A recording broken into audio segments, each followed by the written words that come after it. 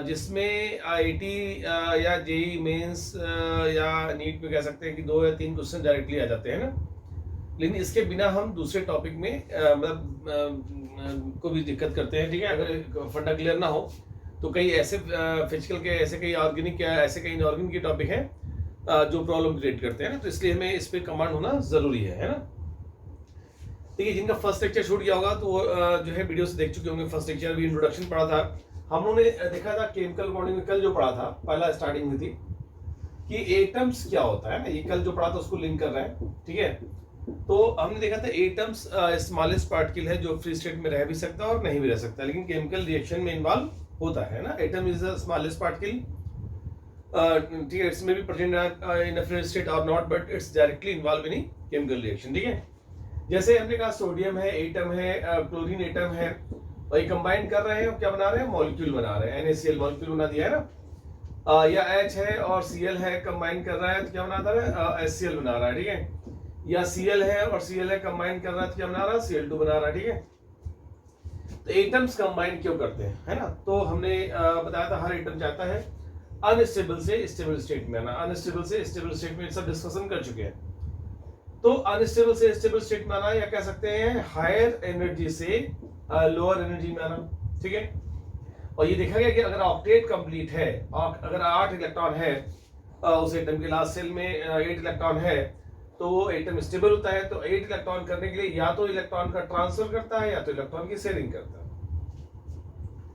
तो जब इलेक्ट्रॉन का ट्रांसफर होता है तो आयनिक बॉन्ड बनता है ना, और शेयरिंग करता है तो कोवैलेंट बॉन्ड बनता है। तो ट्रांसफर का फंडा हमने देखा था कि ट्रांसफर करेगा तो क्या बनाएगा, आयनिक बॉन्ड बनाएगा। ये हम लोग कल पढ़ चुके थे। इसी को हम लोग जो है इलेक्ट्रोवैलेंट बॉन्ड भी कहते हैं, इलेक्ट्रोवैलेंट बॉन्ड। देखिए, इसमें हमने क्या बात की थी, एक बार हल्का सा बस लिंक दे रहा हूं कि जैसे P और Q है, ठीक है। तो इसका मान लीजिए इलेक्ट्रॉनिक कॉन्फ़िगरेशन 281 है, इसका इलेक्ट्रॉनिक कॉन्फ़िगरेशन 287 है।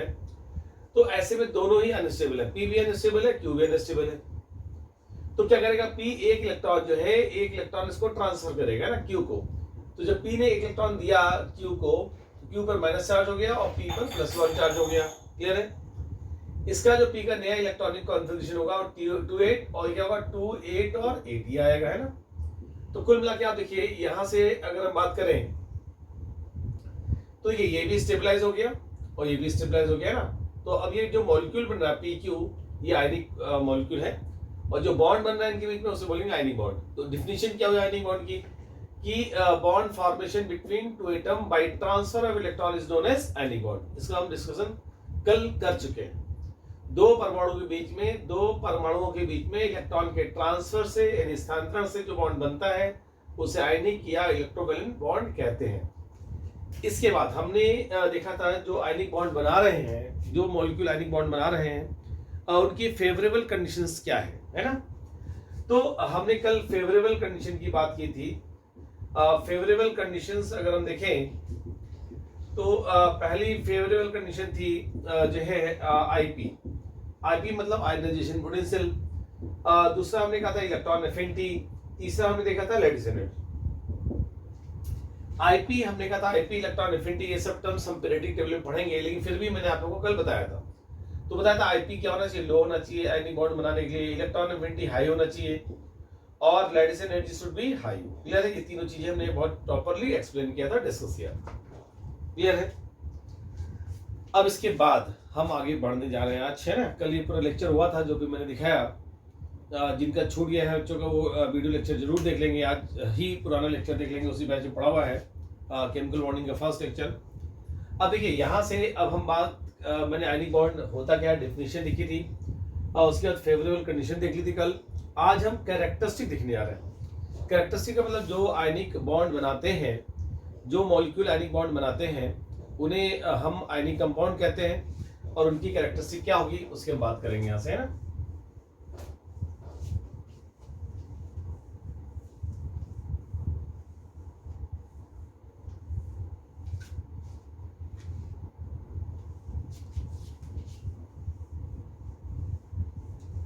ये पढ़ा हुआ है आप लोगों का, ये है ना। कल हम देख चुके हैं, यही काफी देर तक डिस्कशन हुआ था इस मैटर पर, है ना।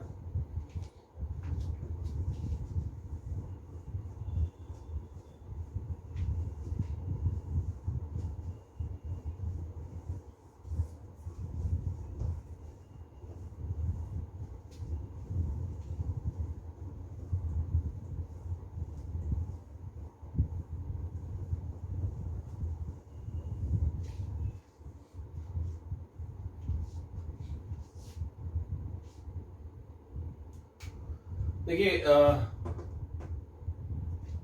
हम अगर देखें यहाँ से जो है सिंपल सा कैरेक्टरिस्टिक की बात करने जा रहा है, कैरेक्टरिस्टिक है ना, कैरेक्टरिस्टिक ऑफ आयनिक कंपाउंड है ना, जो आयनिक बॉन्ड बनाते हैं उन कंपाउंड को हम आयनिक कंपाउंड्स कहते हैं और उनकी कैरेक्टरिस्टिक क्या है, ठीक है। तो देखिए होता क्या है, बहुत ही फाइन एनालिसिस किया गया और फाइन एनालिसिस करने के बाद देखा गया कि जो है आयनिक कंपाउंड की जो स्मॉलेस्ट यूनिट है वो आयंस है, ठीक है ना। पहला हम लोग यहाँ से फर्स्ट पॉइंट्स को देखेंगे, क्रिस्टल स्ट्रक्चर है ना, पूरी कहानी देख रहे हैं हम लोग है ना, क्रिस्टल स्ट्रक्चर की बात करेंगे। ये जो भी कॉन्सेप्ट पढ़ाया जा रहा है इसमें से डायरेक्टली क्वेश्चन उठते हैं और ये सब आता रहेगा तो आप फील करेंगे कि आयनिक कंपाउंड होते क्या है, उनकी कहानी क्या है, कौन कौन से फैक्टर सपोर्ट करते हैं ना। तो देखिए हम अगर बात करें तो क्रिस्टल स्ट्रक्चर में होता क्या है, एक मेथड है एक्स रेज है ना। एक्चुअली क्या होता है, स्पेक्ट्रम मेथड बेसिस पे हम लोग ऑब्जर्व करते हैं। तो यहाँ क्या एक्स रेज से हम लोग जो है किसी भी एटम्स के विषय में या किसी भी मॉलिक्यूल के विषय में डिटेल एनालिसिस करते हैं ना। एक्स रेज से पाया गया कि जो है इसकी स्मॉलेस्ट यूनिट यानी आयनिक कंपाउंड की जो स्मॉलेस्ट यूनिट है वो क्या होती है, आयंस होती है। जैसे हमने कहा ना कल P प्लस Q माइनस है ना, ये यूनिट्स अलग है, ये यूनिट्स अलग है ना, इन दोनों यूनिट्स के बीच में क्या है, अपोजिट चार्ज है ना। तो ये एक यूनिट है, ये एक यूनिट है ना, तो ये स्मॉलेस्ट यूनिट क्या है, मतलब आयंस बन जाती है। अभी पढ़ेंगे कोवैलेंट कंपाउंड पढ़ेंगे, उसमें जो स्मॉलेस्ट यूनिट होती है वो मॉलिक्यूल होती है और आयनिक कंपाउंड में स्मॉलेस्ट यूनिट क्या होती है, आयंस होती है। जैसे हमने कहा NaCl है तो NaCl में ये Na प्लस और Cl माइनस, तो ये क्या है इंडिविजुअल, ये एक आयंस है, एक ये आयंस है, तो ये स्मॉलेस्ट यूनिट क्या आयंस होती है ना। अब इन्होंने कहा कि इनमें क्या होता है, रियल चार्ज होता है। सेकेंड पॉइंट इन्होंने ऑब्जर्व किया कि जो आयनिक कंपाउंड होते हैं उनमें जो है रियल चार्ज होता है, प्लस माइनस चार्ज क्या रियल चार्ज है। तो रियल यानी वास्तविक आवेश होता है, रियल चार्ज होता है और रियल चार्ज की वजह से रियल फोर्स लगता है, रियल फोर्स। ये हम लोग कल भी बात कर चुके हैं, रियल फोर्स लगता है। उस रियल फोर्स को हम लोग बोलते हैं इलेक्ट्रोस्टैटिक फोर्स है ना, इलेक्ट्रोस्टैटिक या फिर कूलाम फोर्स है ना, कूलाम फोर्स है ना, इलेक्ट्रोस्टैटिक या फिर कूलाम फोर्स बोलते हैं, ठीक है। ये हम लोग कल बात की थी तो कूलाम्स लॉ की, फिर से देख लेंगे, ठीक है। वैसे आपको बता दें कूलाम्स लॉ क्या होता है, मैं आपको फिर बता दूं। ये फिजिक्स में आप लोग पढ़ेंगे इलेक्ट्रोस्टैटिक्स में है ना, कल हमने देखा था, फिर से बता रहा हूँ। अगर कोई चार्ज है मान लीजिए Q1 और दूसरा चार्ज है Q2 है ना, ये प्लस चार्ज है माइनस चार्ज है, तो इनमें अगर डिस्टेंस जो है इनके बीच की r है अगर, तो अट्रैक्शन फोर्स लगेगा है ना। तो लगने वाला फोर्स जो है, ठीक है, लगने वाला जो फोर्स F है वो डायरेक्टली प्रोपोर्शनल टू, समझिएगा,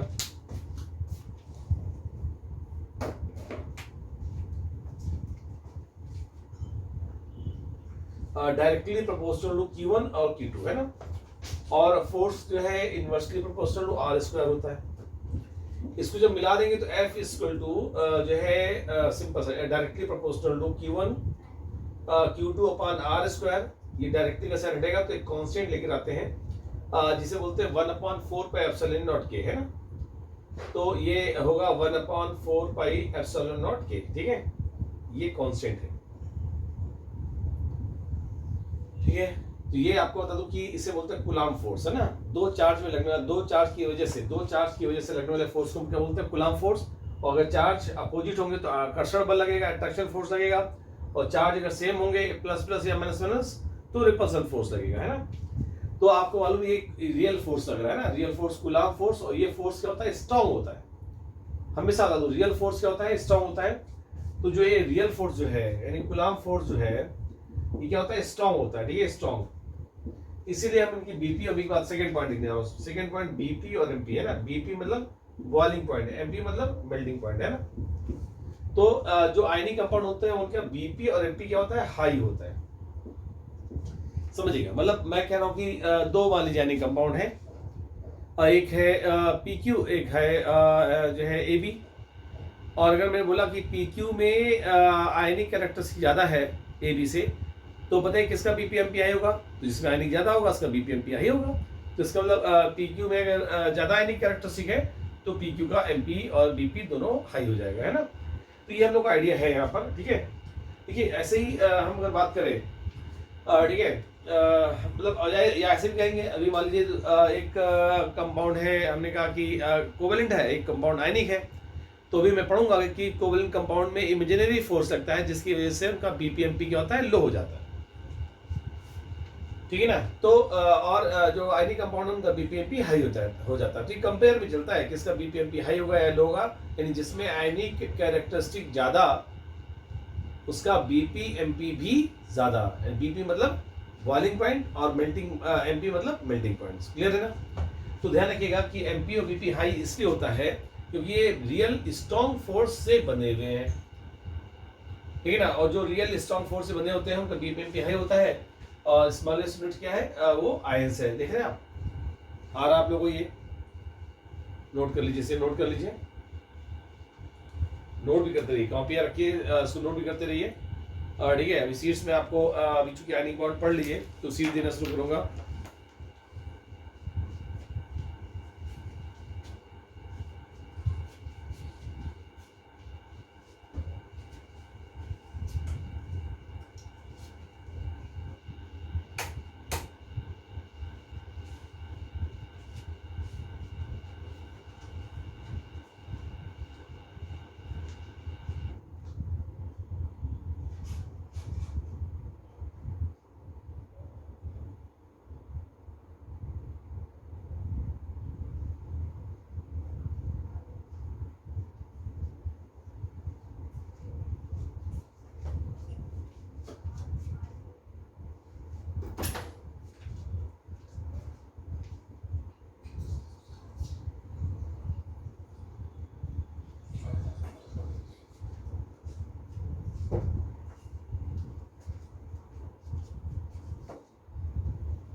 इसको मैं रख करूं क्या,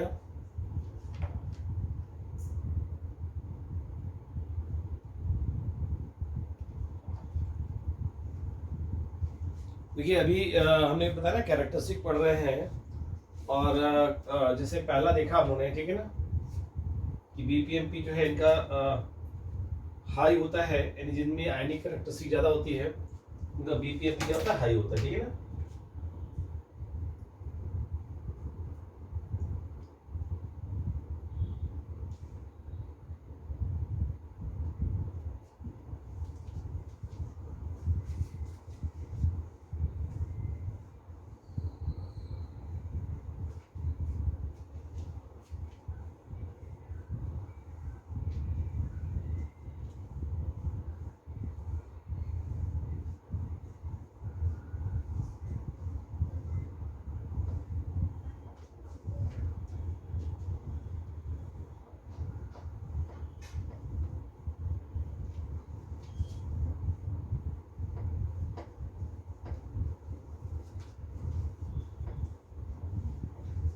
नोट जरूर कर लेंगे इसे, है ना, नोट भी कर लीजिएगा, क्योंकि जो है इम्पोर्टेंट है, ये नहीं कि बाद में आप नोट करें। हाँ, जो छूट जाएगा बाद में प्ले करके नोट कर लीजिएगा, वीडियो बड़ा होगा, लेकिन अभी भी साथ साथ में नोट करते चलेंगे आप लोग, है ना।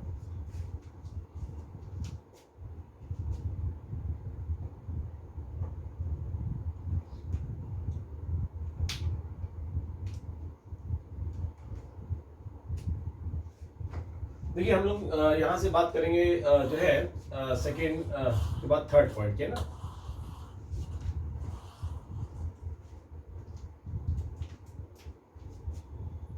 थर्ड पॉइंट की बात करेंगे। थर्ड में हम लोग जो है यहाँ से लेंगे कंडक्टिविटी।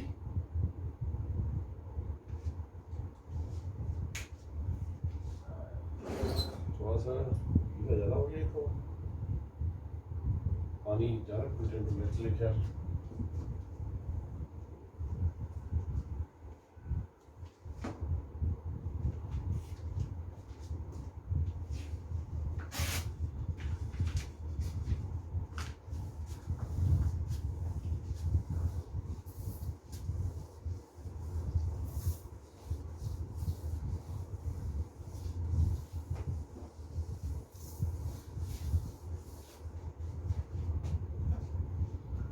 देखिए यहाँ से हम थर्ड की बात करेंगे, कंडक्टिविटी है ना, कंडक्टिविटी। कंडक्टिविटी का मतलब यहाँ से है चालकता, ठीक है। एक बात समझिएगा, कंडक्टिविटी मतलब होता है एक तो थर्मल कंडक्टिविटी, एक होता है इलेक्ट्रिकल कंडक्टिविटी, है ना।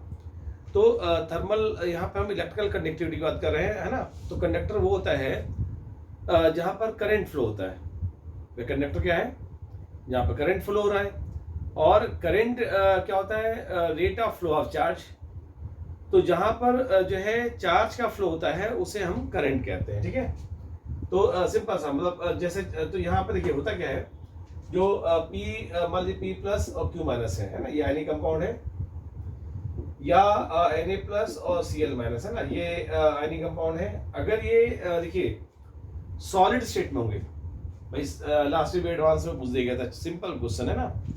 अगर ये सॉलिड स्टेट में है तो ऐसे में बहुत पास पास होंगे, और पास पास होंगे तो आपको मालूम है कि जो लगने वाला फोर्स है आर के स्क्वायर के इनवर्सली होता है। जब ये आर की वैल्यू बहुत कम होगी तो एफ बहुत ज्यादा होगा। अगर एफ बहुत ज्यादा होगा तो ये एक दूसरे को पकड़ लेंगे, और जब पकड़ लेंगे तो आयंस मूव नहीं कर पाएंगे, है ना। तो आयंस जब मूव नहीं कर पाएंगे तो चार्ज ही नहीं मूव करेगा, और जब चार्ज नहीं मूव करेगा तो करंट फ्लो होगी नहीं, और करंट नहीं फ्लो होगी तो नॉन कंडक्टर हो जाएंगे। तो ये क्या होता है सॉलिड स्टेट में, समझिएगा, सॉलिड है ना, सॉलिड स्टेट में जो है आयनिक कंपाउंड क्या होते हैं, नॉन कंडक्टर, है ना, नॉन कंडक्टर, ठीक है। लेकिन अगर मॉल्टेन स्टेट ले लें,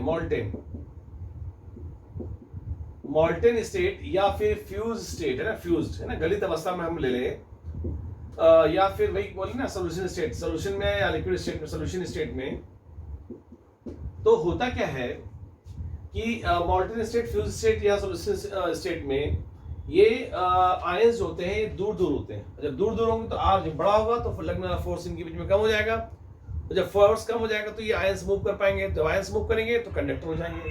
क्लियर है यहाँ पर। तो यहाँ से अगर हम देखें तो जो है सिंपल सा ये सोल्यूशन स्टेट में या मॉल्टेन स्टेट में ये जो है कंडक्टर होते हैं ना, तो ये क्या होंगे, कंडक्टर होंगे, ठीक है। अगर हम देखें मॉल्टेन स्टेट या फ्यूज स्टेट क्या होंगे, कंडक्टर होंगे। क्लियर है।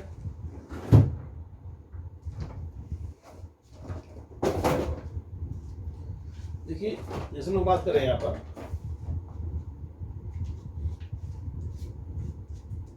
सोल्यूशन में ले लीजिए, सोल्यूशन में ले लीजिए, मान लीजिए हमने ऐसे इलेक्ट्रोलाइटिक सोल्यूशन लिया, और इलेक्ट्रोलाइटिक सोल्यूशन में जो है हम लोग लेते हैं यहाँ से इलेक्ट्रोड डाल दिया है ना, और ये जो है सेल लगा दिया, ठीक है। और ये आपका Na प्लस और Cl माइनस है ये, ठीक है। अब देखिए इसमें है क्या, जब करंट फ्लो करेंगे तो जो है ये मान लीजिए मैं कैथोड, एनोड है, कैथोड है, एनायन इधर मूव कर रहा है, कैटायन इधर मूव कर रहा है, तो क्या Cl जब इधर जाएगा तो क्या होगा, आयंस का मूवमेंट हो रहा है।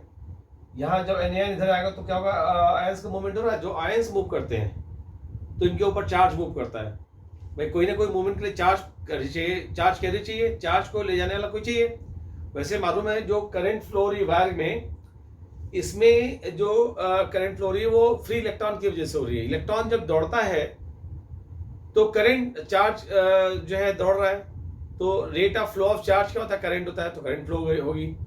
उसी तरह इलेक्ट्रॉन के मूवमेंट हो रहा था, यहाँ पे आयंस के मूवमेंट्स है। भाई देखिए वायर में क्या है, इलेक्ट्रॉन चार्ज कैरियर है, लेकिन इस सोल्यूशन में क्या है, चार्ज कैरियर कौन है, आयंस है। जब आयंस आ रहा है तो करंट फ्लो हो रही है ना। क्लियर है। तो ऐसे में जो है ये आपके सिंपल कंडक्टर होते हैं ना, नोट कर लीजिए, नोट कर लीजिए, नोट कीजिए, मैं गिरफ्त कर रहा हूं उसको।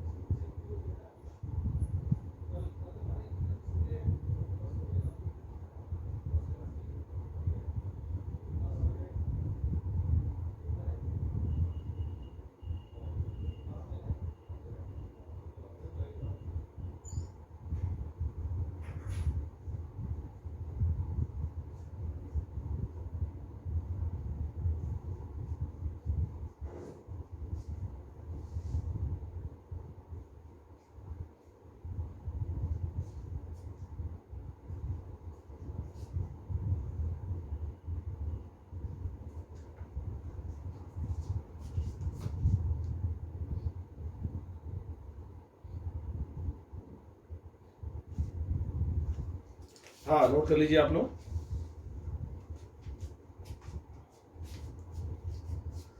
तो ये देख रहे हैं, कंडक्टिविटी की बात कर रहे थे, चालकता की बात कर रहे थे, तो आपने कंडक्टिविटी देखिए कि जो है मॉल्टन स्टेट में ये मतलब एडवांस में लास्ट ईयर बताया, पूछा गया था ना लास्ट ईयर की जो है सिंपल सा कि आयनिक कंपाउंड जो होते हैं सॉलिड स्टेट में कंडक्टर होते हैं नॉन कंडक्टर, सिंपल सा क्वेश्चन है ना। तो ऑब्वियसली सॉलिड स्टेट में नॉन कंडक्टर होंगे, but in molten state or fused state or solution state है ना, इट्स विल बी कंडक्टर है ना, बिकम्स कंडक्टर।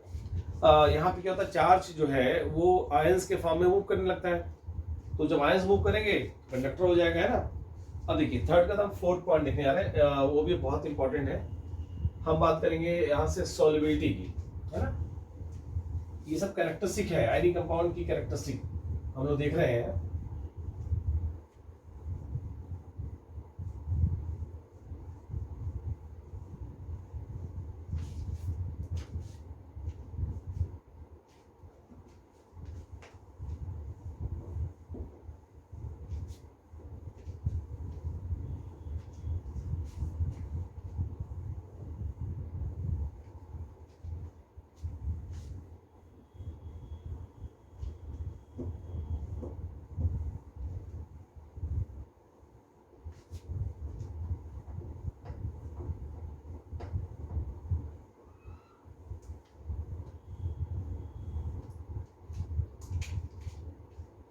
देखिए हम लोग जो है देखेंगे यहाँ पर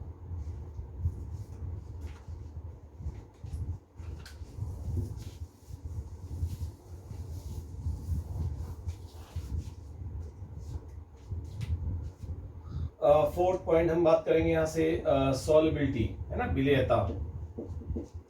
इसको बहुत ही गौर से देखिएगा, सॉल्युबिलिटी है क्या, ठीक है ना। देखिए जैसे हम लोग अगर बात करेंगे जैसे मैंने ये कंटेनर लिया, ठीक है,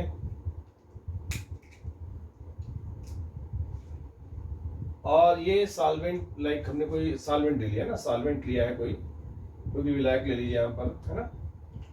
अब इसमें आयनिक कंपाउंड डिसॉल्व कर रहे हैं, ठीक है। मान लीजिए हमने आयनिक कंपाउंड डाला, ये कोई आयनिक कंपाउंड PQ है ना, P+Q-। अब देखिए ये आयनिक कंपाउंड अगर इसमें डिसॉल्व हो गया तो हम बोलेंगे सॉल्युबल है यानी घुलनशील है। हमने PQ को सॉल्वेंट में डाला और घुल गया ये, तो हम बोलेंगे घुलनशील है, और नहीं घुला तो हम बोलेंगे अघुलनशील है।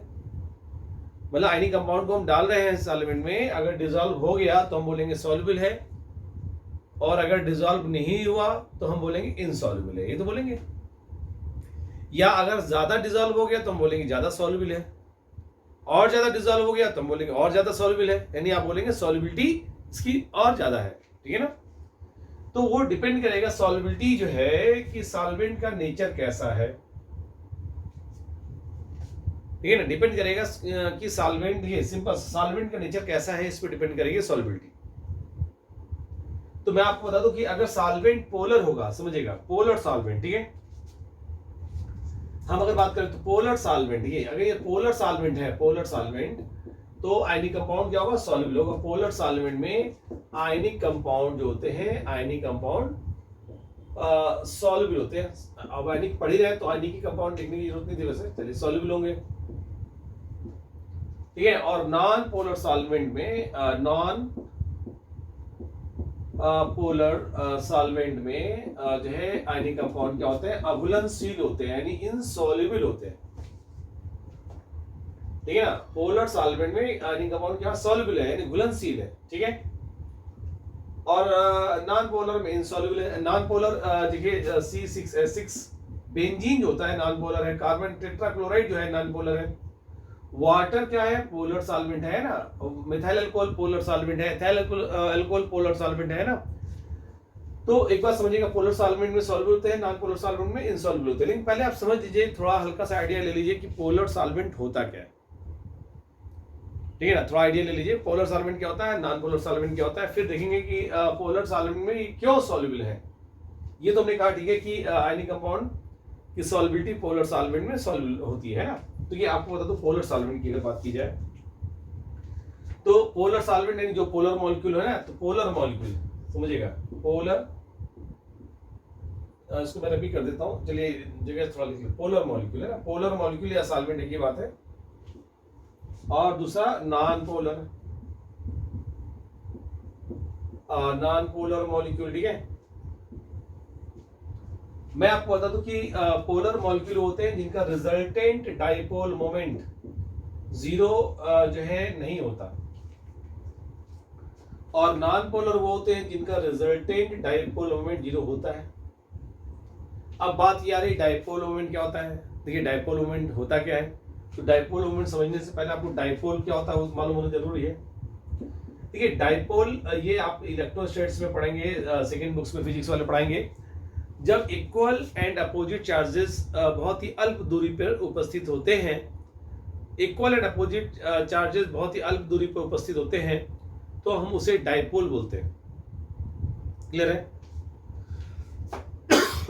सॉरी, थोड़ा फीवर कई दिन आया ना, तो उसका भी इफेक्ट है, फीवर भी थोड़ी चली रहा है, कम हो गया। लेकिन देखिए इक्वल एंड अपोजिट चार्जेस है ना, equal and opposite charges present in a small distance is known as dipole. इसको हिंदी में द्विध्रुव बोलते हैं, द्विध्रुव है ना, तो दो ध्रुव होते हैं इसके ना, तो एक प्लस एक माइनस है ना, इक्वल हो और अपोजिट हो, और बहुत ही डिस्टेंस स्मॉल हो। अगर इस डिस्टेंस लार्ज होगी तो डाइपोल नहीं होगा ये। ठीक है ना, तो डाइपोल क्या होगा, इक्वल एंड अपोजिट चार्जेस। जैसे आपने कहा प्लस क्यू और माइनस क्यू दोनों बराबर है लेकिन अपोजिट है। देखिए यहाँ प्लस क्यू माइनस क्यू, और जो डिस्टेंस है ना ये बहुत ही अल्प दूरी है, छोटी दूरी है, स्मॉल डिस्टेंस, ये डाइपोल हो गया। और जहां पे डाइपोल होता है वहां एक मोमेंट लगता है जिसे बोलते हैं डाइपोल मोमेंट। इसको भी देख लीजिए, डाइपोल मोमेंट हम इसे म्यू से लिखते हैं, म्यू से, ये एक वेक्टर क्वांटिटी है। और डाइपोल मोमेंट होता क्या है, चार्ज इनटू डिस्टेंस, इसको आर लिख लीजिए या एल कर लीजिए, क्या दिक्कत है ना। डाइपोल मोमेंट म्यू जो है वो क्यू इंटू एल है ना, mu equal to q into L होता है। देखिएगा मतलब चार्ज इंटू लेंथ। ठीक है, ये जो है अगर आप देखें तो चार्ज और लेंथ के मल्टीपल, मतलब length means distance between two charges है ना, तो चार्ज और उनकी डिस्टेंस का मल्टीपल जो होता है उसे बोलते हैं डाइपोल मोमेंट। क्लियर है?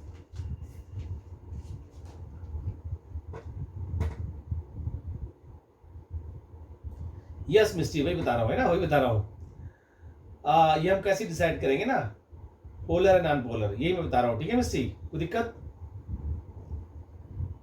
मिस्टी मेरी वॉइस आ रही है आप तक?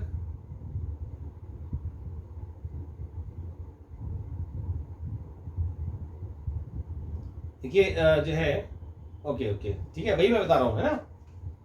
अभी थोड़ा बोर्ड छोटा पड़ जाता है ना, ऑनलाइन वाला, ऑफलाइन वाला तो थोड़ा बोर्ड बड़ा होता है। ठीक है, तो इसमें थोड़ा देखना पड़ता है कि कैसे लिखा जाए, लेकिन कोई दिक्कत नहीं। ठीक है, तो यहाँ से जो है हम लोग क्या देख रहे थे, यही मैं बता रहा हूँ कि सॉल्युबिलिटी हमने बोल दिया पोलर सॉल्वेंट में है ना। ठीक है, लेकिन पहले आपको मालूम तो हो कि पोलर सॉल्वेंट है क्या, क्योंकि आपको बता दो ये टर्म्स जो है पूरी केमिस्ट्री में बहुत ज्यादा यूज करने वाले हैं। यहाँ तो मैं बता रहा हूँ, अभी इसी टॉपिक में बहुत डिटेल में पूरा एक लेक्चर लूंगा पोलर नॉन पोलर पर। ठीक है ना, अभी तो केवल बता दे रहे हैं जिससे आपको आइडिया हो जाए पोलर होता क्या है, नॉन पोलर क्या होता है। ठीक है ना, क्लियर है?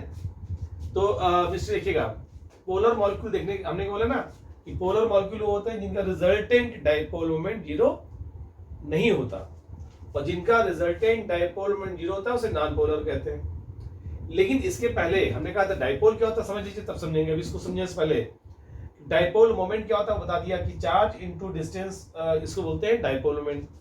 इसी को फिजिक्स में कैसे पढ़ेंगे आप देखिए। फिजिक्स में जो है हम यहाँ चार्ज क्यू है प्लस और ये माइनस क्यू है, और यहाँ डिस्टेंस हम एल ना लेके क्या लेते हैं, ट्वाइस एल ले लेते हैं, क्योंकि वहाँ फॉर्मूला हम ड्राइव करते हैं कई मिडिल से लाइन ड्रा करके इंटेंसिटी का, तो यहाँ उसको हम पी से लेते हैं। फिजिक्स में हम क्या लेते हैं, पी से, पी ये वेक्टर क्वांटिटी, और केमिस्ट्री में कैसे लिखते हैं, म्यू से लिखते हैं।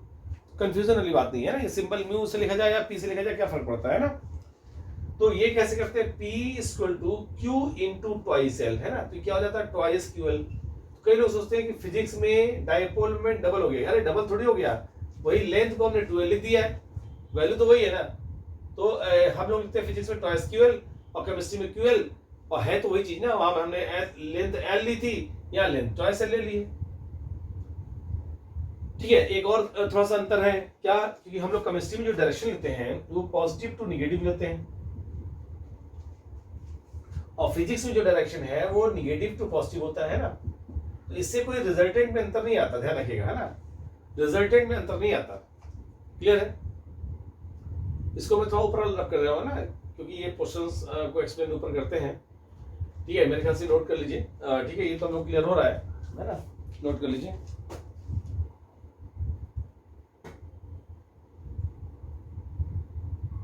हाँ, वही वही दे रहा हूँ, अभी दे रहा हूँ। पहले समझिए तो मिस्टी कि डाइपोल मोमेंट है क्या, है ना। तो डाइपोल मोमेंट क्या है पहले डिफाइन कर रहा हूँ। ये तो आपको समझ में आया कि नहीं आया? डाइपोल मोमेंट क्या होता है? Dipole moment charge into length. मिस्टी क्लियर हो रहा है? चार्ज और जो लेंथ है, हाँ ठीक है, ये तो क्लियर हो गया। अभी आगे बढ़ रहे हैं ना, अभी एग्जांपल भी देते हैं। अभी तो केवल डिफाइन करा दें आपको, आप उसको समझ जाइएगा जैसे, है ना, क्योंकि फिजिक्स में भी आप लोग 11th के बच्चे को भी पढ़ाया नहीं गया होगा, है ना। सेकेंड बुक इलेक्ट्रोस्टैट शायद नहीं पढ़ाया गया होगा, तो ये आपको आइडिया होना जरूरी है। पढ़ाएंगे फिजिक्स वाले भी 1 महीने के अंदर पढ़ाएंगे आपको, है ना। तो ये अभी आपको आइडिया होना जरूरी है। तो अभी मैं केवल डिफाइन कर रहा हूँ। अभी पहले देख लीजिए, मैं दिखाता हूँ आपको। ये मैं रब कर रहा हूँ ऊपर वाला, है ना।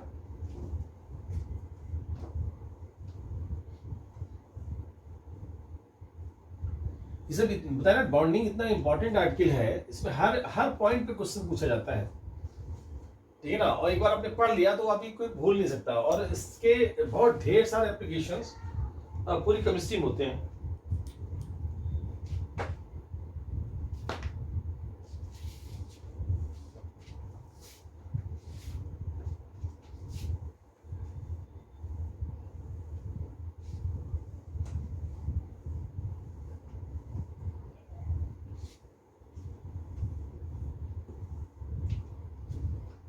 ये पोलर को मैं ऊपर ले लेता हूँ, है ना।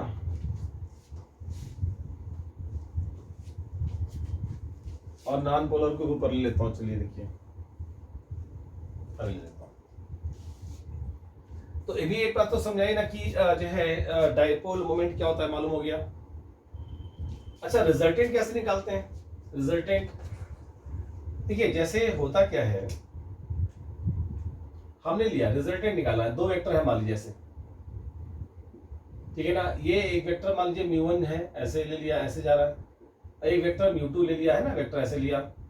और इसके बीच का एंगल अगर मैं थीटा ले लिया, तो फिजिक्स में इतना वेक्टर तो पढ़ ही चुके हैं आप लोग। अभी तो फिजिक्स में भाई क्लासेस 1 महीने से हो गई शुरू। तो ये जो है अगर हम निकालें रिजल्टेंट म्यू आर, ठीक है ना, तो क्या होगा आपका under root μ1 square plus μ2 square plus twice μ1 μ2 cos theta. ठीक है, ये तो निकालते हैं हम लोग। ये तो क्लियर है ना कि 2 वेक्टर्स के बीच का अगर एंगल थीटा हो तो रिजल्टेंट निकालते हैं under root μ1 square plus μ2 square plus twice μ1 μ2 cos theta. ये क्लियर हो रहा है? रीजन आपको नहीं क्लियर हुआ?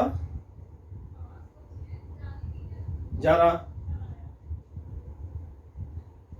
ओके ओके, ठीक है ना। ये तो आपने पढ़ाई होगा आपको ने, ठीक है, ये सभी पढ़ाई होगा ना फॉर्मूला, ठीक है। तो ये रिजल्टेंट निकालने का है, ठीक है। अब देखिए, अगर मान लीजिए कि ये जैसे हम लोग लेते हैं, हमने बोला आप पोलर नॉन पोलर की बात कर लेते हैं।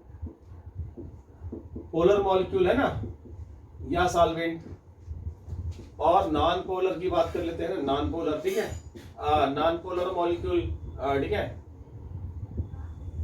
अब देखिए, हमने बोला पोलर मॉलिक्यूल क्या होते हैं, वो पोलर मॉलिक्यूल म्यू आर जो है वो होते हैं जिनका रिजल्टेंट डाइपोल मोमेंट जीरो नहीं होता। रिजल्टेंट का मतलब ये होता है जिनका रिजल्टेंट डाइपोल मोमेंट जीरो ना हो। इसका एग्जांपल लेके दिखाता हूं मैं आपको। और नॉन पोलर वो होते हैं जिनका रिजल्टेंट डाइपोल मोमेंट जीरो हो।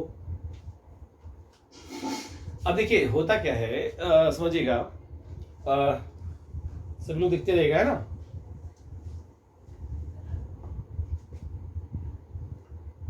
दिख रहा है आप लोगों को ये?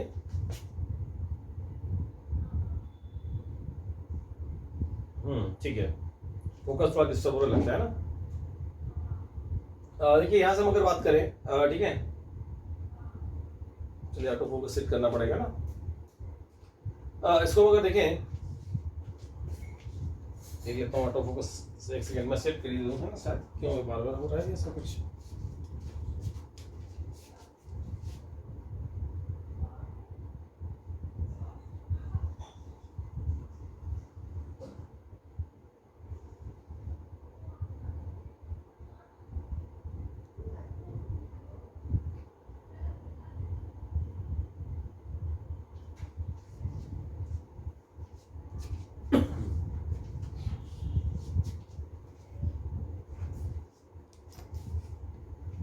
देखिए अगर हम बात करें इस जगह, ठीक है, तो नॉन पोलर मॉलिक्यूल की अगर बात करते हैं,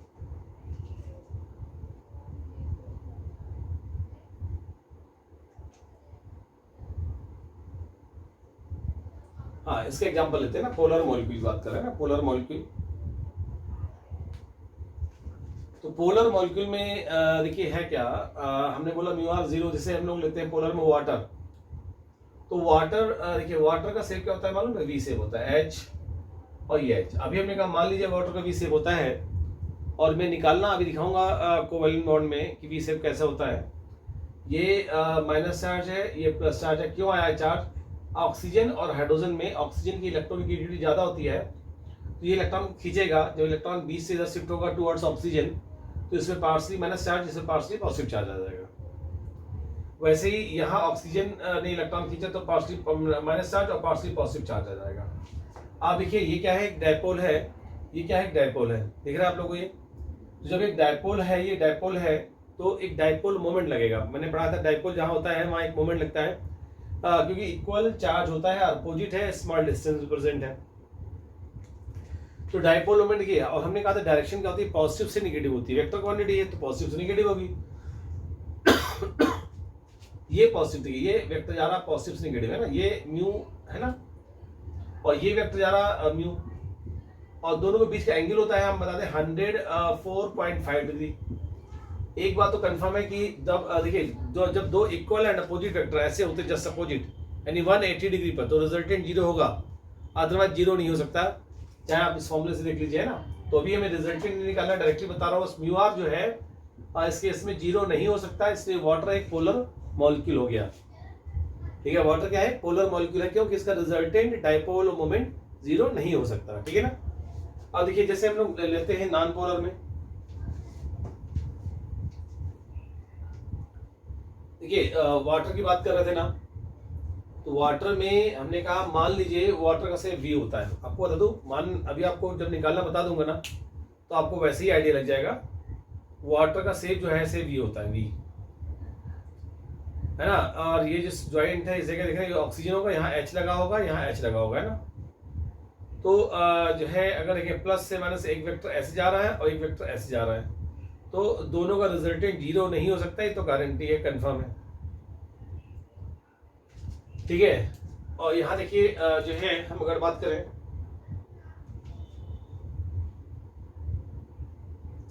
यहाँ लेते हैं जैसे CO2 का हमने कहा था स्ट्रक्चर, मैंने मान लीजिए CO2 जो है लीनियर होता है, देखिए हमने कहा भी मान लीजिए CO2 लीनियर होता है, वैसे होता ही है, निकालना दिखाऊंगा अभी हाइब्रिडेशन में, तो आपको सीन और क्लियर हो जाएगा। लेकिन देखिए अभी यहाँ CO2 में आप देखिए कार्बन ऑक्सीजन ज्यादा इलेक्ट्रॉन नेगेटिव है, तो इसलिए इलेक्ट्रॉन विड्रॉ करेगा, जिसकी वजह से इलेक्ट्रॉन 20 से थोड़ा शिफ्ट होगा टुवर्ड्स ऑक्सीजन, तो इसमें माइनस चार्ज, यहाँ क्या होगा प्लस चार्ज,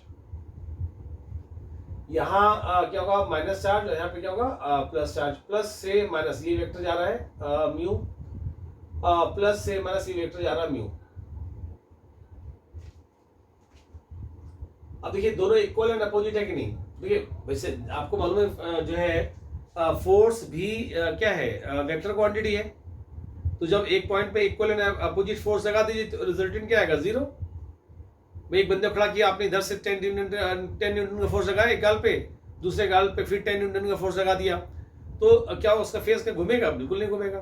10 न्यूटन लगाया ऐसे घुमा, जैसे दूसरा लगा दिया फिर ऐसे आ गया, है ना। तो इक्वल एंड अपोजिट जब फोर्स लगेगा तो रिजल्टेंट क्या होगा 0 हो जाएगा, है ना। तो यहाँ से जो है आप देखिए वैसे देखिए एंगल कितना है 180 डिग्री है कि नहीं। और इस फॉर्मूले में रख देंगे mu R equal to mu square plus mu square, है ना, mu square plus mu square plus twice mu square cos 180, cos 180 को समझते हैं हम -1, तो ये जो अगर देखा जाए तो म्यू स्क्वायर क्या होगा ट्वाइस म्यू स्क्वायर, और ये जो है cos 180 मतलब -1 तो -2, ये कैंसिल हो गया, कितना आएगा 0 आ गया। तो कुल मिला के आप देखिए कि यहाँ पर जो रिजल्टेंट है कितना आएगा, वो 0 आएगा। तो CO2 एक नॉन पोलर मॉलिक्यूल है, नॉन पोलर मॉलिक्यूल है। क्यों नॉन पोलर है ये, क्योंकि इसका रिजल्टेंट जो है वो 0 आ रहा है। मैं फास्ट तो नहीं चल रहा हूं, किसी को फास्ट तो नहीं लग रहा है, ये स्पीड बहुत फास्ट तो नहीं है, क्योंकि आप लोगों ने पढ़ लिया थोड़ा, इसलिए बढ़ा दिया स्पीड। आप लोगों को कोई दिक्कत तो नहीं हो रही?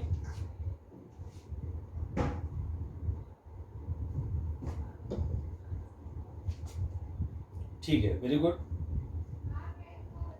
और किसी को फास्ट लग रहा है?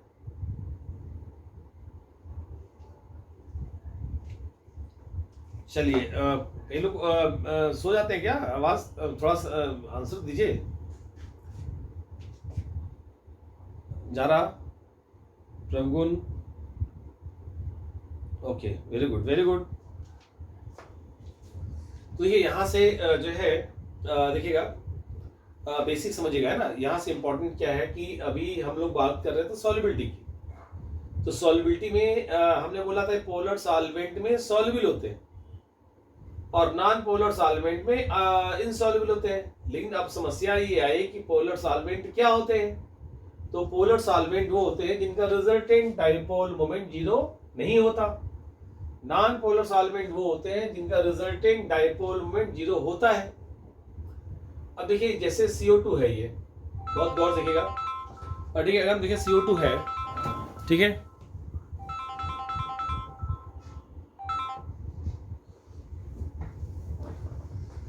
ठीक है, यहां से हम अगर बात करें, ठीक है, CO2 में क्या रिजल्टेंट कितना ना, जीरो आ रहा है। तो एक नॉन पोलर मॉलिक्यूल हो गया, है ना। अभी हजारों मॉलिक्यूल दिखाई देंगे, तो अभी केवल डिफिनेशन बता रहा हूं जिससे आपको आइडिया लग जाए कि पोलर और नॉन पोलर क्या होता है। और डाइपोल मोमेंट क्या होता है ये भी बता दिया। डाइपोल मोमेंट एक वेक्टर क्वांटिटी है, फिजिक्स में P से लिखते हैं, केमिस्ट्री में म्यू से लिखते हैं, ठीक है ना। नोट कर लीजिए, इसे नोट कर लीजिए,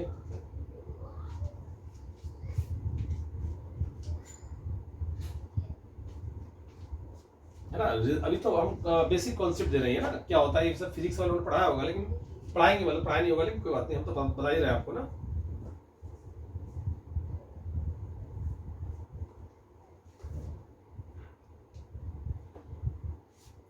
वेक्टर को वेक्टर तो पढ़ाई दिया होगा ना, तो कोई दिक्कत वाली बात नहीं है। तो एक वेक्टर क्वांटिटी है, और जब दो वेक्टर्स हो उनके बीच का एंगल दिया हो तो रिजल्टेंट निकालना आसान हो जाता है ना, बहुत डिफिकल्ट नहीं होता है ना।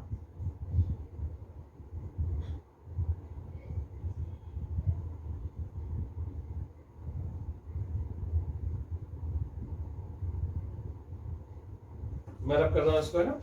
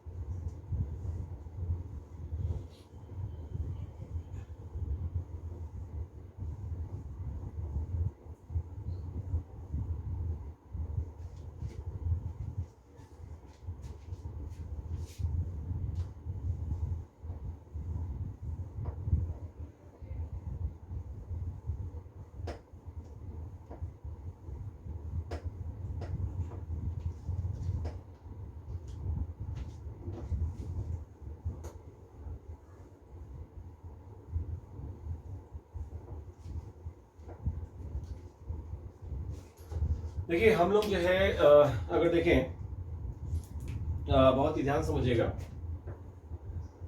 तो ये देखिए, पोलर सॉल्वेंट है ना, क्या होता है, नॉन पोलर सॉल्वेंट क्या होता है। लेकिन अब बात यहाँ हो रही है कि पोलर सॉल्वेंट में सॉल्युबल क्यों होता है, तो उसका रीजन देखने जा रहा हूं, है ना। पहला रीजन देखेंगे, डाई इलेक्ट्रिक, है ना, dielectric constant, dielectric constant. इसे जनरली हम लोग केस लिखते हैं और इसकी वैल्यू हाई होती है फॉर पोलर सॉल्वेंट, है ना। देखिए, आपको बता दो, पोलर सॉल्वेंट के लिए डाई इलेक्ट्रिक कांस्टेंट के की वैल्यू क्या होती है, हाई होती है। और नॉन पोलर सॉल्वेंट, है ना, नॉन पोलर सॉल्वेंट में के की वैल्यू जो है क्या होती है, लो होती है। अब के क्या है, जैसे मान लीजिए हमने जो है कोई NaC लिया है, FAB ले लिया है ना, आयनिक कंपाउंड है। मान लिया हमने आयनिक कंपाउंड लिया AB, यहाँ ले लेते हैं। ये आयनिक कंपाउंड A+B- है, ठीक है। और अगर हम बात करें जगह तो इसमें अगर ये एयर में है तो इनके बीच में लगने वाला फोर्स क्या होगा, 1/4πε0। K की वैल्यू 1 होती है फॉर एयर।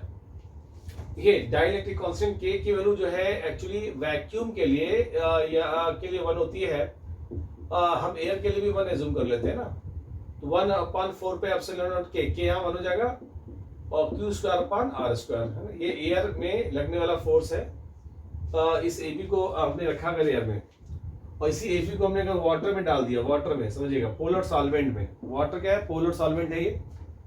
क्यों पोलर सॉल्वेंट है, क्योंकि इसका रिजल्टेंट डायपोल मोमेंट 0 नहीं होता, ठीक है, इसलिए पोलर सॉल्वेंट है ये। और इसमें देखिएगा हम लोग अगर देखें इसको, अगर AB को वाटर में डाला है तो वाटर में लगने वाला फोर्स FW 1/4πε0 K की वैल्यू जो होती है 81 होती है फॉर वाटर।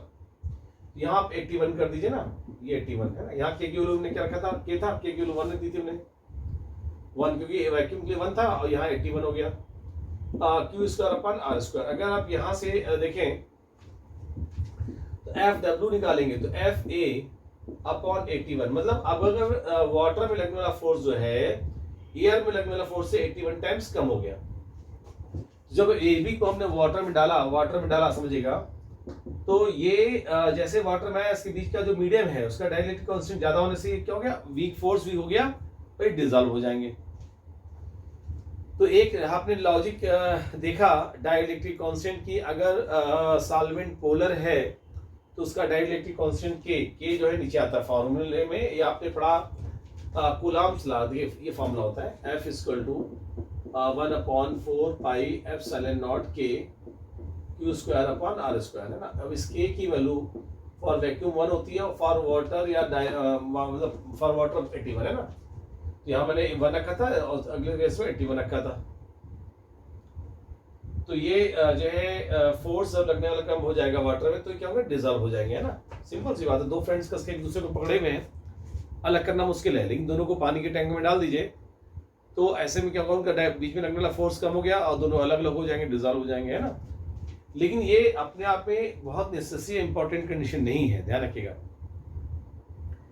अगर ऐसा होता तो सारे के सारे, हाँ ये बात सत्य, जो आप कमेंट्स कर रहे हैं बिल्कुल सही है ये, लेकिन पूरी सॉल्युबिलिटी के लिए ये इंपॉर्टेंट और नेसेसरी कंडीशन नहीं है। एक छोटा सा पार्ट जरूर है, लेकिन ऐसा होगा तो हर आयनिक कंपाउंड वाटर में सॉल्युबल होता।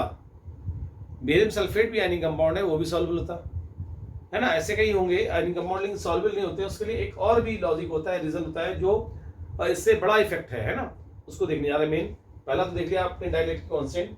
डाइलेक्ट्रिक कांस्टेंट एक सपोर्टिंग रीजन है, लेकिन एक बहुत इफेक्टिव और लॉजिकल रीजन जो है अभी हम देखने जा रहे हैं, इसे नोट कर लीजिए आप लोग।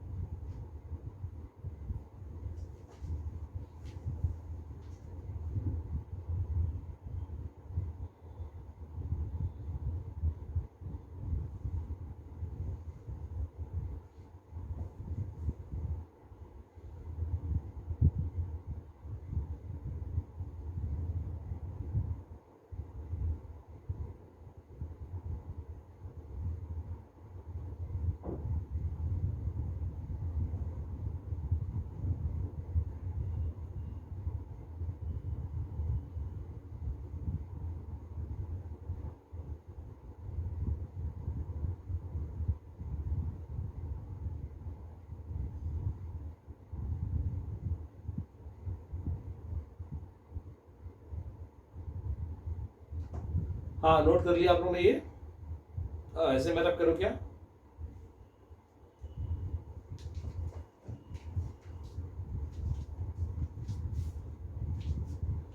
ये अच्छा ये रीजन समझ में आया आप लोग। डाइलेक्ट्रिक कांस्टेंट एक सपोर्टिंग रीजन है, क्लियर हो रहा है ना सॉल्युबिलिटी के लिए।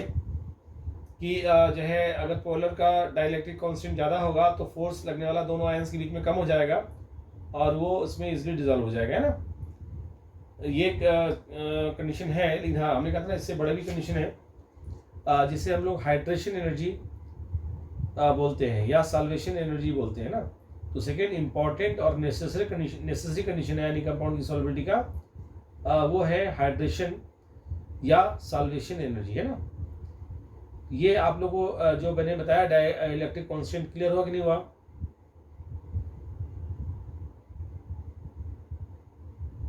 वेरी गुड प्रभुगुण, है ना। चलिए और नोट कर लीजिए, मैं आगे बढ़ रहा हूँ।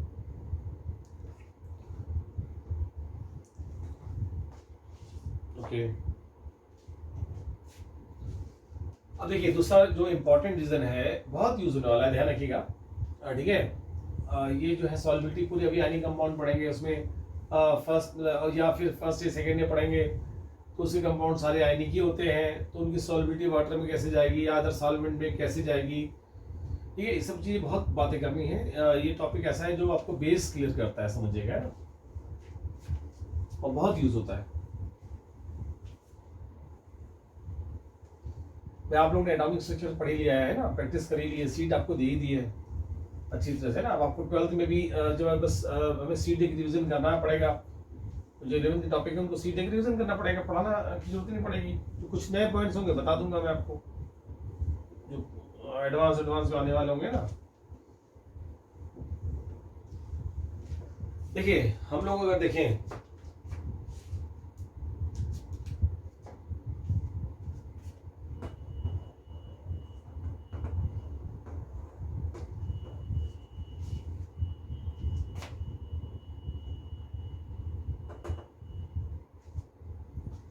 बहुत ही गौर से देखिए, ठीक है। हम लोग देखने आ रहे हैं यहाँ से सॉल्वेशन एनर्जी, सॉल्वेशन जो है अगर सॉल्वेशन एनर्जी है ना, इसी सॉल्वेशन को हम लोग जनरल अगर वाटर है तो इसी को हम बोल देते हैं हाइड्रेशन एनर्जी, है ना, हाइड्रेशन।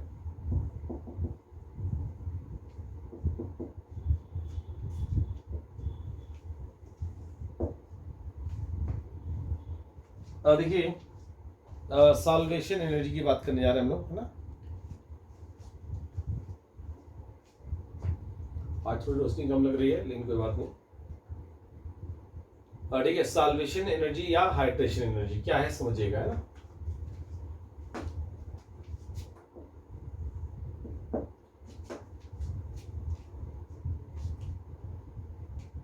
देखिए जैसे हम लोग ले रहे हैं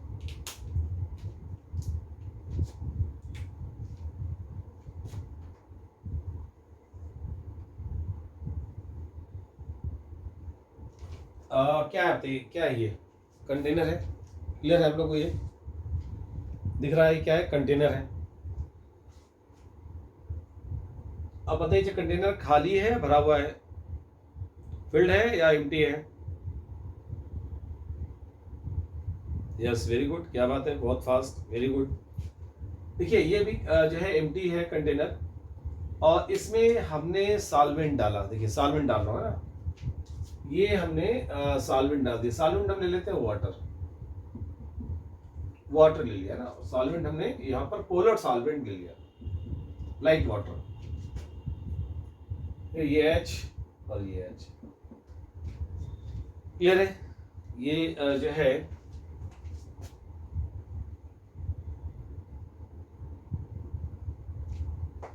ठीक है,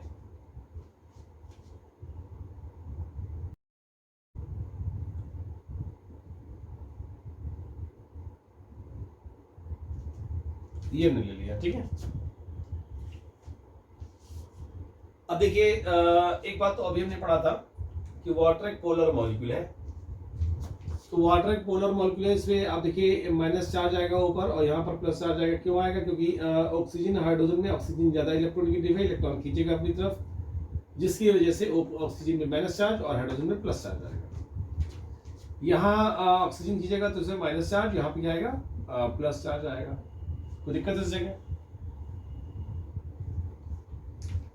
अब देखिए अगर देखा जाए बहुत ही गौर से देखिएगा, कि इसमें अगर हम देखिए ये पोलर है, चार्ज है, हम इसमें सॉल्वेंट डालना चाहते हैं, इसमें हम सॉल्यूट आयनिक कंपाउंड डालना चाहते हैं, और मान लीजिए हमने पी और क्यू है ना, प्लस माइनस, या फिर NaCl आयनिक कंपाउंड डाल दिया, मान लीजिए NaCl डाल दिया। जब ये NaCl डाला तो आपको मालूम है कि Na प्लस और Cl माइनस, Na प्लस कहाँ जाएगा, O माइनस की तरफ। देखिए भाई अपोजिट चार्ज एक दूसरे को अट्रैक्ट करते हैं, तो नो डाउट कि ये प्लस चार्ज माइनस को अट्रैक्ट करेगा, और जो Cl माइनस है वो जो है H प्लस को अट्रैक्ट करेगा। भाई अपोजिट चार्ज क्या करेंगे, एक दूसरे को अट्रैक्ट करेंगे, देखिए है ना, अट्रैक्ट करेंगे, तो ये अट्रैक्ट कर रहे हैं। और आपको मालूम है जहां भी अट्रैक्शन होता है वहां एनर्जी रिलीज होती है, जहां भी अट्रैक्शन होगा वहां क्या होगी, एनर्जी रिलीज होगी। तो यहाँ पे इनके अट्रैक्शन से देखिए प्लस चार्ज माइनस चार्ज में अट्रैक्शन है, और माइनस चार्ज प्लस चार्ज में अट्रैक्शन है। समझिएगा, ये फीलिंग्स आनी जरूरी, देखिए अंतरात्मा क्लियर होनी बहुत जरूरी कि एक्चुअली हो क्या रहा है। तो इन चार्ज की वजह से एक एनर्जी निकलती है, देखिए ये एनर्जी निकलेगी, देखिए ये जो एनर्जी निकल रही है इसी को हम बोलते हैं साल्वेशन एनर्जी। क्या बोलते हैं, साल्वेशन एनर्जी, है ना। अच्छा एक बात समझिएगा, यहाँ साल्वेंट अगर मैंने कहा तो वाटर ले लिया है, वाटर, तो इसी का दूसरा नाम हो जाता है साल्वेशन, जनरल टर्म है, लेकिन हाइड्रेशन एक लिमिटेड, इसी का दूसरा नाम होगा। तो वाटर लिया तो हाइड्रेशन एनर्जी कह देते हैं इसे। जनरली हम लोग कई जगह सॉल्वेंट वाटर ही लेते हैं, इसलिए वहां पे हाइड्रेशन एनर्जी टर्म बहुत यूज होगा, है ना, हाइड्रेशन एनर्जी।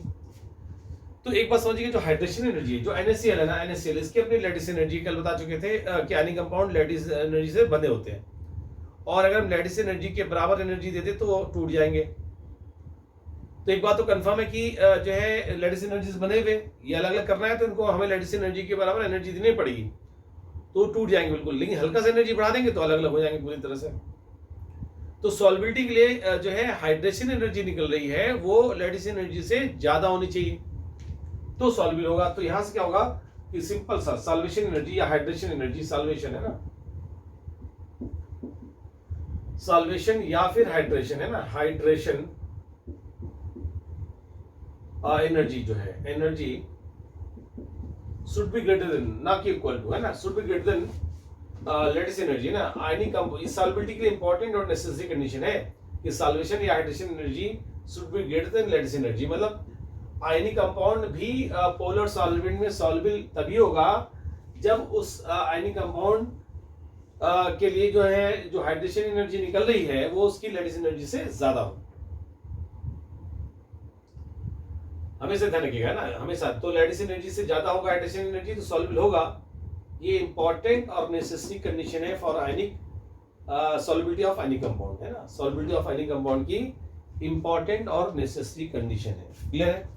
हाइड्रेशन एनर्जी जो है, अच्छा मिस्टी ध्यान सुनिएगा, है ना, हाइड्रेशन एनर्जी क्या होती है।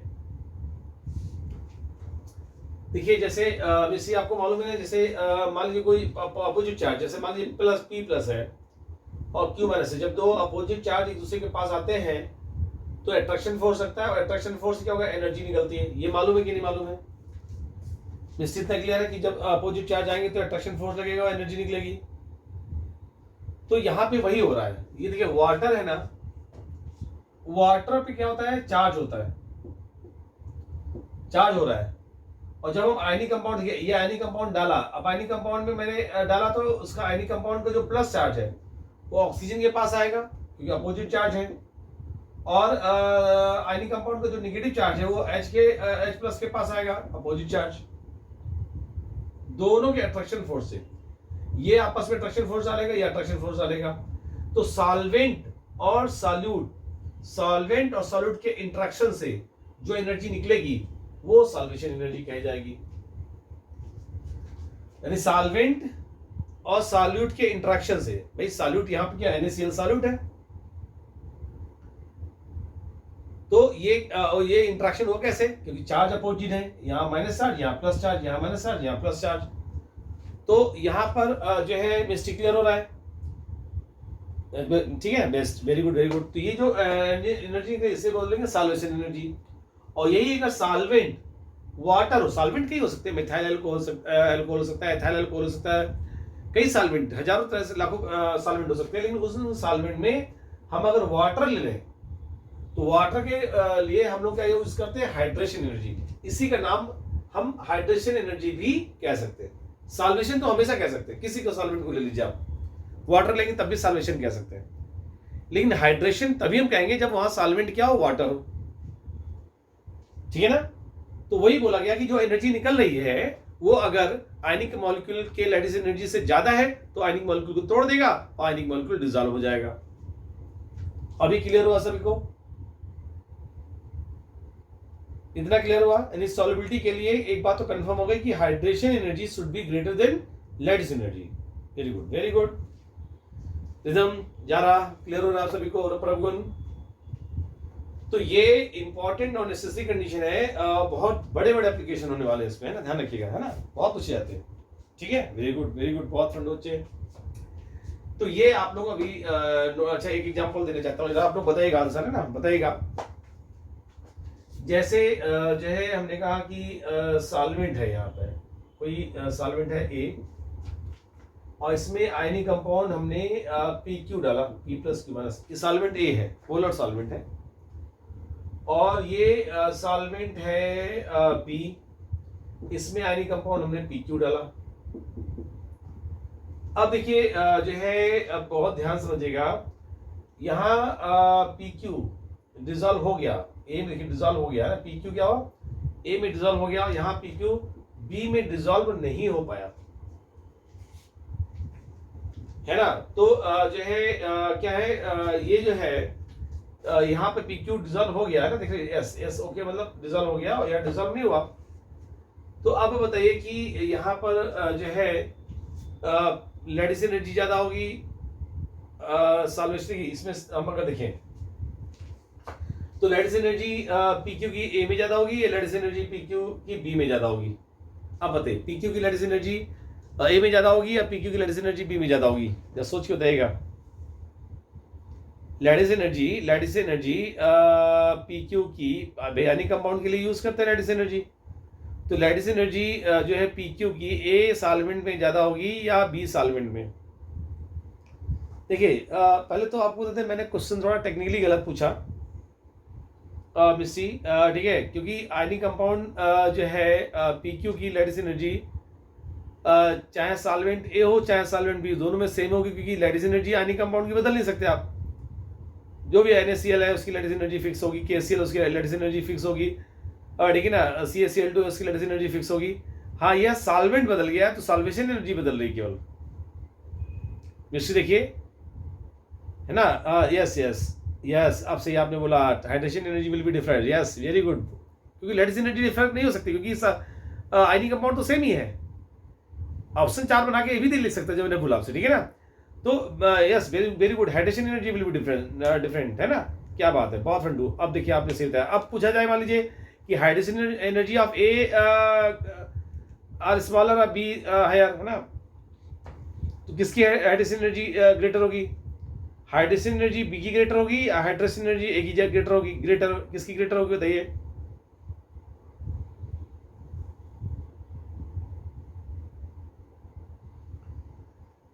यस, हाइड्रेशन एनर्जी जो है, yes very good very good, A की ज़्यादा होगी बी की कम होगी, वेरी गुड, यस क्या बात है, वेरी गुड भाई। जो हाइड्रेशन एनर्जी है, लैटिस एनर्जी तो फिक्स हो गई, लेकिन हाइड्रेशन एनर्जी जो है ए में ज़्यादा होगी कंपेयर टू, या सॉल्वेशन एनर्जी कह लीजिए, हाइड्रेशन एनर्जी तो तुम नहीं यूज़ करेंगे, है ना, सॉल्वेशन एनर्जी की सॉल्वेंट बोल रहे हैं ना, वाटर तो बोला नहीं है कि हाइड्रेशन एनर्जी बोले हम लोग, तो सॉल्वेशन एनर्जी है ना, तो यहाँ पर हम बोलेंगे कि सॉल्वेशन एनर्जी ना, अगर हाइड्रेशन बोल देंगे तो सॉल्वेंट फिक्स हो गया फिर, है ना, ए और बी अलग नहीं होगा, फिर वाटर ही होगा, है ना, तो सॉल्वेशन एनर्जी ए की सॉल्वेशन एनर्जी जो है ए की बी से ज्यादा होगी। अब ए की सॉल्वेशन एनर्जी ज्यादा होगी, है ना, सॉल्वेंट अलग अलग है ना, इसलिए हम हाइड्रेशन टर्म नहीं यूज करना सही रहेगा, क्योंकि हाइड्रेशन का मतलब केवल वाटर, जब दोनों वाटर ही होगा तो ए और बी कैसे रहेंगे, है ना। ठीक है मिस्सी, यहाँ पे हाइड्रेशन की जगह आप सॉल्वेशन यूज करिए ना, सॉल्वेशन एनर्जी, ठीक है।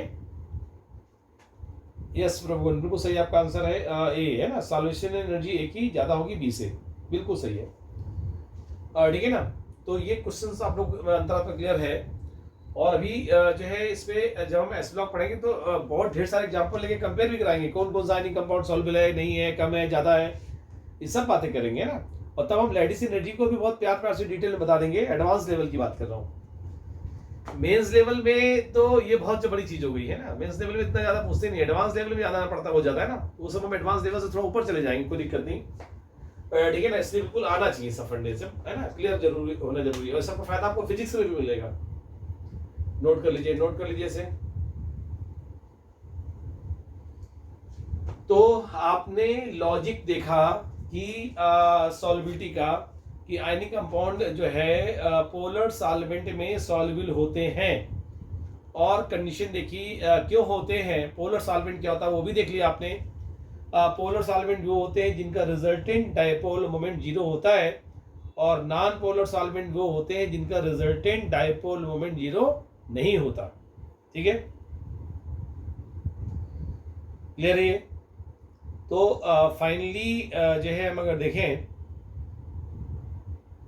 तो ये हम लोग को आइडिया हो गया है। ठीक है, सॉल्वेंट पोलर सॉल्वेंट क्या होता है ये हम लोग को आइडिया ही है, नोट कर लीजिए। अब इसको मैं रब करूंगा, मतलब ये इतना इंपॉर्टेंट है आर्टिकल, जिसका यूज हम पूरे इनऑर्गेनिक में बहुत ज्यादा करने वाले हैं, ध्यान रखिएगा, है ना।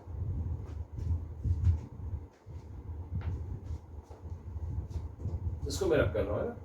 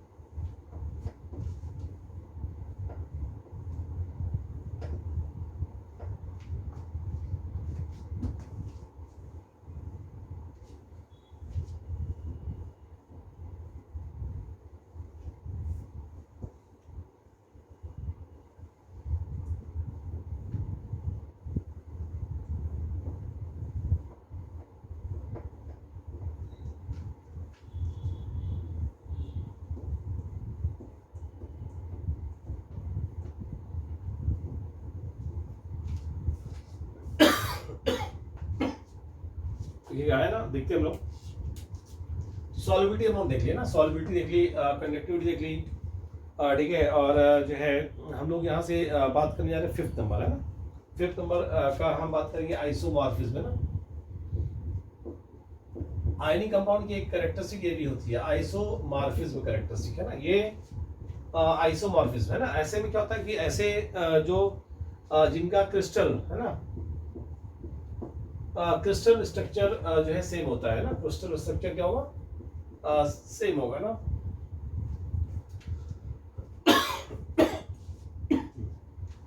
देखिएगा, तो जो है हम लोग अगर देखें जो है क्रिस्टल स्ट्रक्चर सेम होगा ना, तो जैसे जैसे हम बात करें जिंक सल्फेट, है ना, जिंक सल्फेट 7s2 हो जाए अगर देखें, और हम बात कर रहे हैं यहाँ से जो है FeSO4 7s2, अगर आप देखें तो इनका स्ट्रक्चर क्या सेम है। ये एक आयन है और ये एक आयन है, ठीक है। यहाँ एक आयन है, ये एक आयन है। अगर देखेंगे तो इस सल्फेट को ओपन करेंगे ना, sp3 हाइब्रिडाइज होगा, sp3 हाइब्रिडाइज होगा। अभी आपको हाइब्रिडेशन नहीं मालूम, लेकिन आपको बता दो, निकालेंगे ना तो ये sp3 होगा, टेट्राहेड्रल शेप होगा, बताऊंगा अभी।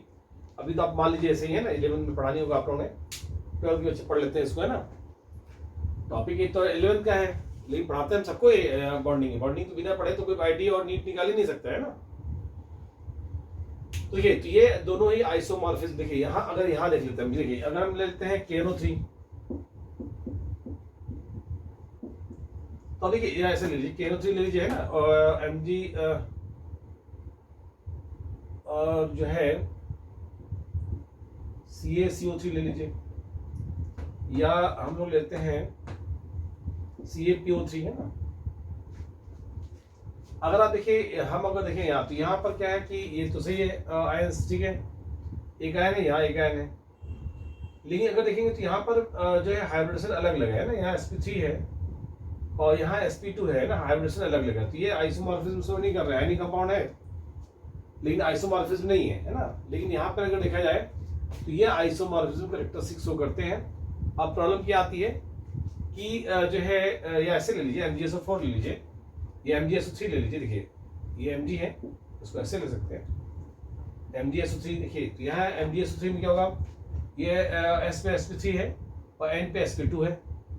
नंबर ऑफ एटम भी सेम होना चाहिए, तो 1 एटम, 2 एटम और 3 to 5 एटम, यहाँ 3, 4, 5 एटम सब कुछ सेम है, लेकिन इनका स्ट्रक्चर अलग अलग है।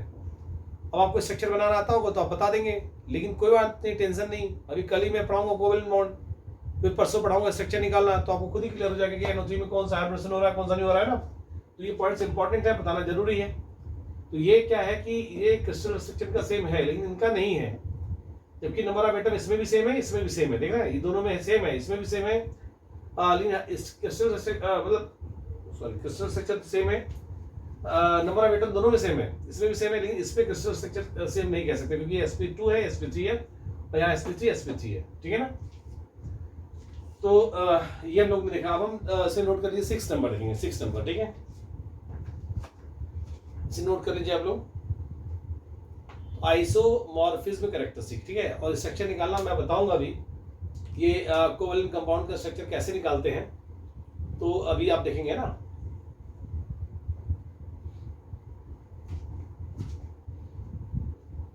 ये कैरेक्टरिस्टिक चल रही है, कैरेक्टरिस्टिक आयनिक कंपाउंड की। देखिए कल हमने पढ़ा था केमिकल बॉन्डिंग में एटम्स कंबाइन क्यों करते हैं, सारी कहानी है ना।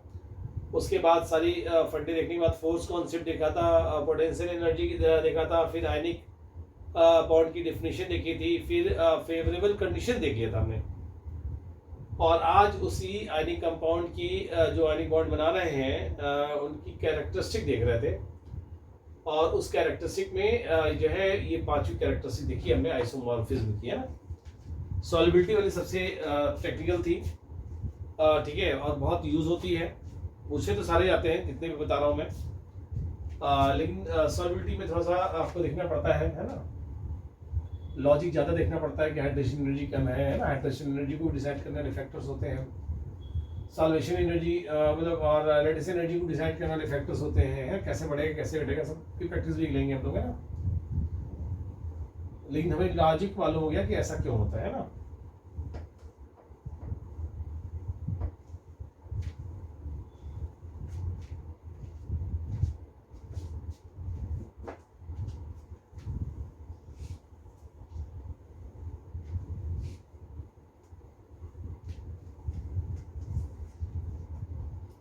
देखिए हम अगर बात करें इस जगह, बहुत ध्यान समझिएगा, कई बार जो है डिफोकस हो जाता है ना ये, चलिए क्या मेरे फेस को रीड करने की कोशिश करता है ना ये जो है हमारा सिस्टम, और जो है थोड़ा मैं घूमूं तो डिफोकस होने लगता है ना। चलिए क्या हम लोग लेते हैं 5th नंबर, है ना, 5th हो गया ना, 6 नंबर, ठीक है। ये जो है पॉइंट्स देखने आ रहे हैं डायरेक्शन की, डायरेक्शन की बात करेंगे ना कि आयनिक कंपाउंड की डायरेक्शन क्या होती है। ये सारे पॉइंट्स पूछे जाते हैं, ध्यान रखिएगा, हर चीज पूछी जाती है जो भी बताया जा रहा है, और सबका अंतरात्मा का क्लियर होना बहुत जरूरी, क्योंकि इन सबका यूज फ्रिक्वेंटली बहुत ज्यादा यूज करेंगे हम लोग, है ना। देखिए वैसे भी हमने कोवेलेंट कंपाउंड पढ़ा नहीं, लेकिन आप लोगों को थोड़ा सा आइडिया है, जैसे CH4 है, देखिए CH4 मीथेन बहुत दिखती है 9-10 से, है ना।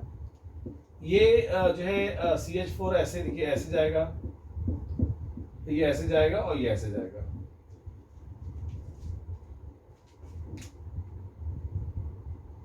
$109 28 मिनट्स, है ना, थीटा, ये $109 28 मिनट्स, ये $109 28 मिनट्स, ये $109 28 मिनट्स। देख रहे हैं, ये फिक्स होता है, ये कोवेलेंट कंपाउंड है, यानी कंपाउंड की कैरेक्टरिस्टिक नहीं है।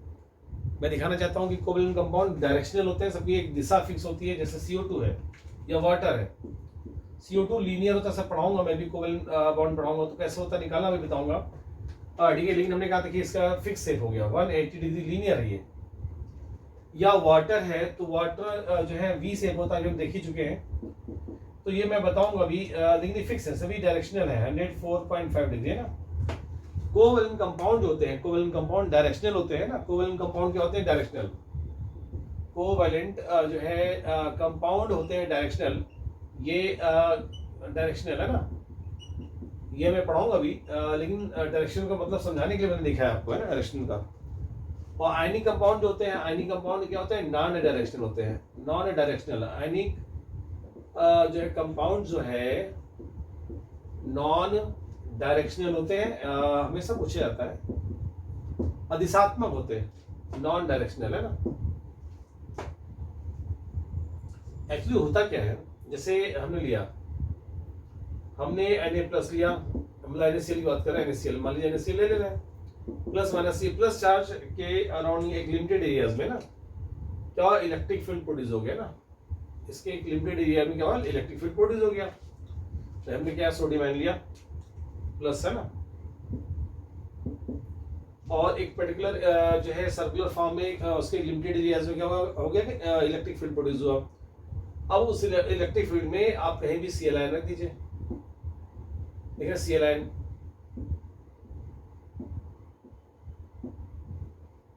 ठीक है। अब एक Cl आयन क्या है कि आपने पढ़ा था इलेक्ट्रोस्टैटिक फोर्स ना, इलेक्ट्रोस्टैटिक फोर्स से ये बन गया है ना। तो इलेक्ट्रोस्टैटिक फोर्स से बन गया तो इनकी कोई फिक्स डायरेक्शन नहीं है ना, तो क्या होगा? नॉन डायरेक्शनल, है ना। वैसे कोऑर्डिनेशन नंबर 6 होता है इसका, तो 6 8 उसके अराउंडिंग अरेंज हो गया, ये पढ़ाएंगे सॉलिड स्टेट में। लेकिन आप देखिए इसकी कोई डायरेक्शन नहीं है ना। Na+ है, उसके प्लस चार्ज की वजह से इलेक्ट्रिक फील्ड प्रोड्यूस हुआ और उस इलेक्ट्रिक फील्ड में Cl आयन रख दिया गया ना। तो इसकी कोई दिशा फिक्स नहीं है, इसलिए हम इसे बोलते हैं नॉन डायरेक्शनल। ये बस कूलॉम फोर्स से बने हुए हैं, ठीक है ना। और वहाँ पे क्या होता है? शेयरिंग होती है, क्योंकि ये यूनिट्स अलग है, ये यूनिट अलग है। आयनिक कंपाउंड के ये यूनिट्स अलग होती है ना, ये यूनिट्स अलग होती हैं, अलग अलग, ये आयन अलग, ये अलग आयन अलग, ये आयन अलग, ये अलग आयन अलग।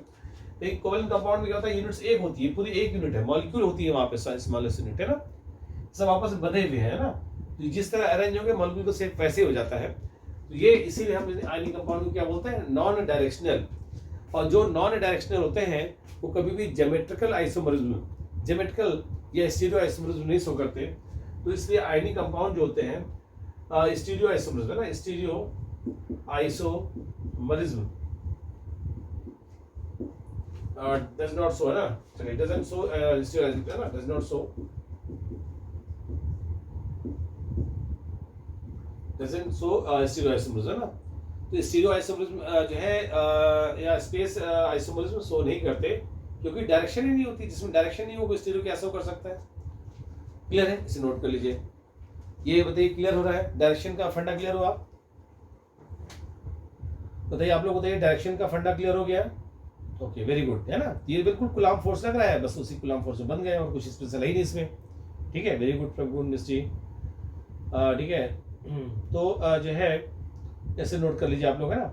अब हम लोग स्टार्ट करेंगे कोवैलेंट बॉन्ड, है ना। कोवैलेंट बॉन्ड क्या होता है? डिफिनीशन से स्टार्ट करेंगे ना, फिर उसके टाइप कितने होते हैं, ठीक है, सारे टाइप की कहानी पढ़ेंगे डिटेल में, है ना। उसके बाद जो है हम लोग जो है और कहानी पढ़ेंगे, लुईस स्ट्रक्चर कैसे देखते हैं, और फॉर्मल चार्ज क्या होता है, फिर हाइब्रिडाइजेशन क्या होता है ना, वेस्टफोर्ड थ्योरी क्या होती है, ठीक है। चलिए, तो आज यहीं रुके हम लोग, क्योंकि अभी तो स्टार्ट होते मतलब कहानी भी नहीं हो पाएगी, है ना। तो आज यहीं रोक रहे हैं, कल यानी next time I will start new article covalent bond, है ना। कोवैलेंट बॉन्ड, है ना। आयनिक बॉन्ड हम लोगों ने स्टडी कर लिया और डिटेल में स्टडी किया। आयनिक बॉन्ड होता क्या है? आयनिक बॉन्ड दो परमाणु के बीच में इलेक्ट्रॉन के ट्रांसफर से जो बॉन्ड बनता है उसे आयनिक बॉन्ड कहते हैं। और उनकी फेवरेबल कंडीशंस क्या है? तो पढ़ी 3 होती है, आईपी, इलेक्ट्रॉन एफिनिटी और लैटिस एनर्जी।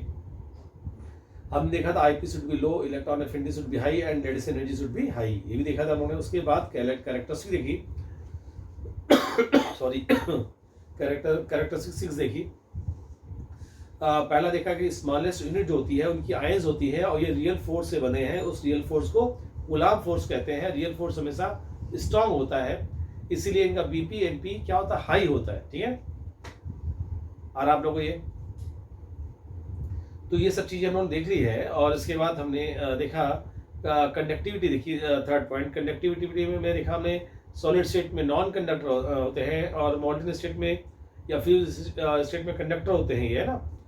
इसके अलावा फिर हमने बात की जो है सॉल्युबिलिटी, तो पोलर सॉल्वेंट में सॉल्युबल होते हैं, नॉन पोलर सॉल्वेंट में इनसॉल्युबल होते हैं। पोलर सॉल्वेंट क्या होता है, नॉन पोलर सॉल्वेंट क्या होता है, और ये क्यों सॉल्युबल होते हैं, डाइलेक्ट्रिक कांस्टेंट का रीजन।